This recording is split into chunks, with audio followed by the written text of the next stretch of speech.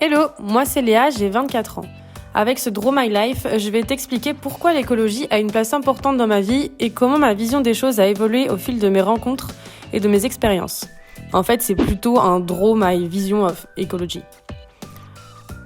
Mon histoire commence le 27 février 1998. J'atterris en Vendée, c'est ici que je vais passer toute ma jeunesse. Ah, l'insouciance de la jeunesse. On pense que tout est si facile et que rien n'a de cause ni de conséquence.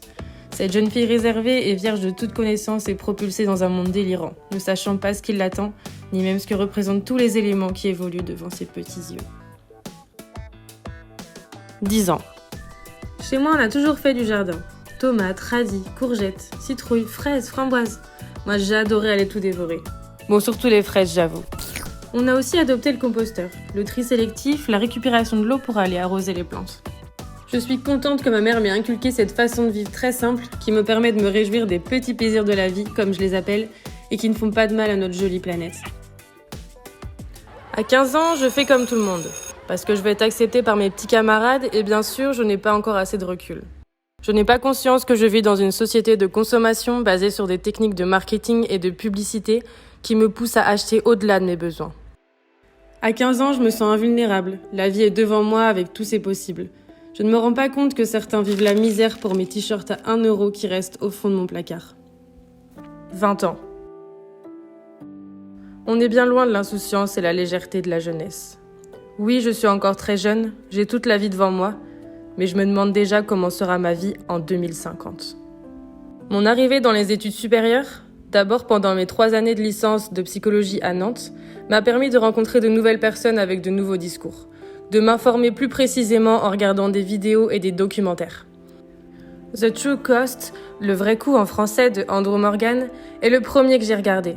Il révèle les ombres de l'industrie de la mode et son impact sur notre monde. J'ai pris une claque. J'ai compris et cela a complètement bouleversé ma façon de consommer. J'ai commencé à dire « Maman, ça te dirait de m'apprendre à coudre plutôt que d'aller faire les soldes ?» Et voilà que j'ai commencé à pratiquer le réemploi. J'ai modifié les vêtements que j'avais déjà plutôt que d'en acheter des nouveaux. J'ai même créé mes propres vêtements. Puis je quitte ma chère Vendée pour découvrir Lyon, pour ma réorientation en études de communication. Une rencontre avec cette magnifique ville et les montagnes, pour qui je me suis prise d'amour. J'ai encore fait de super rencontres. Comme le destin est bien fait, je me noue d'amitié avec des étudiants futurs ingénieurs en énergie. Et cette fois-ci, on me donne des chiffres qui me font froid dans le dos. Cette prise de conscience sur l'industrie de la mode, je l'ai répercutée sur d'autres habitudes profondément ancrées dans ma vie quotidienne. Après avoir compris que la fabrication d'un jean nécessite l'équivalent de 285 douches, j'ai aussi compris que remplacer le bœuf pour du poulet était facile et très impactant. Que les 2,7 milliards de vues sur le clip Gangnam Style représentaient la consommation annuelle d'une petite centrale nucléaire. Que les baleines et tortues confondent leur nourriture avec les 86 millions de tonnes de déchets en plastique présents dans l'océan. Que la pollution de l'air déclenche 100 000 morts prématurées par an, seulement en France, et 8 millions dans le monde. 24 ans. Aujourd'hui, j'ai modifié beaucoup de mes habitudes de vie, mais je ne suis pas irréprochable. Et ça n'est pas grave, j'en suis très contente. D'ailleurs, j'aime beaucoup cette phrase. Il vaut mieux une personne imparfaite qu'une parfaite inaction. Car si nous ne faisons rien, nous allons vers des conséquences catastrophiques. J'essaye d'avoir au maximum conscience de l'impact de mes actions et d'en mesurer les conséquences. Je me suis beaucoup posé de questions quant à mon avenir. De quoi est-ce que je veux être vraiment fière dans mon travail ? Et maintenant, je sais ce que je veux. J'ai ouvert les yeux lors de mes expériences en communication.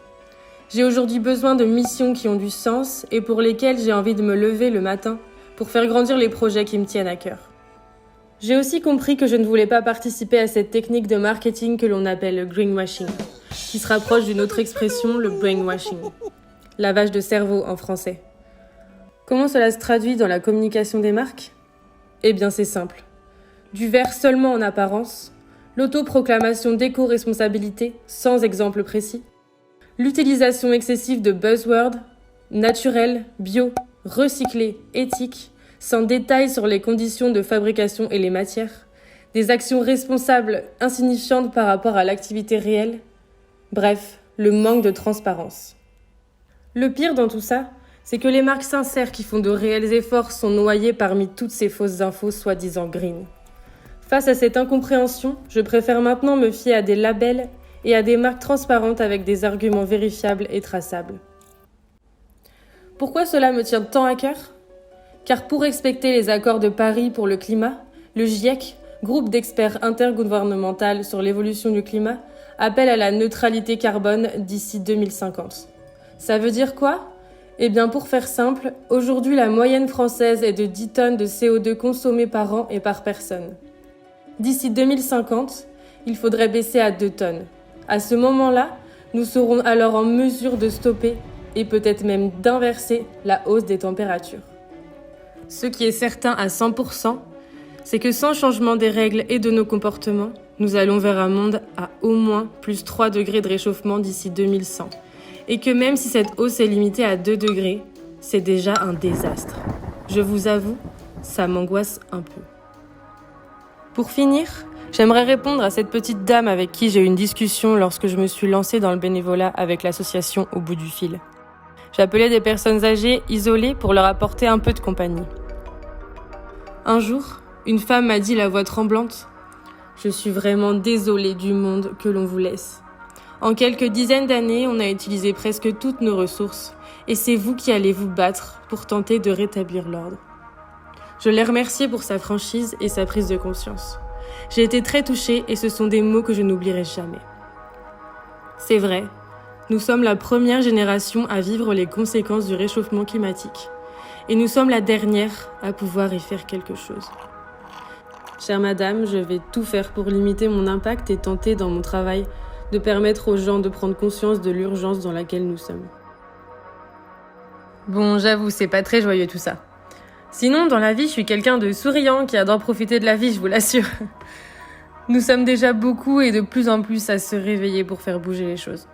Je ne souhaite pas voir tous ces paysages que j'adore partir en fumée comme en ce moment en France et partout ailleurs. Ce monde de demain, il nous appartient de le construire.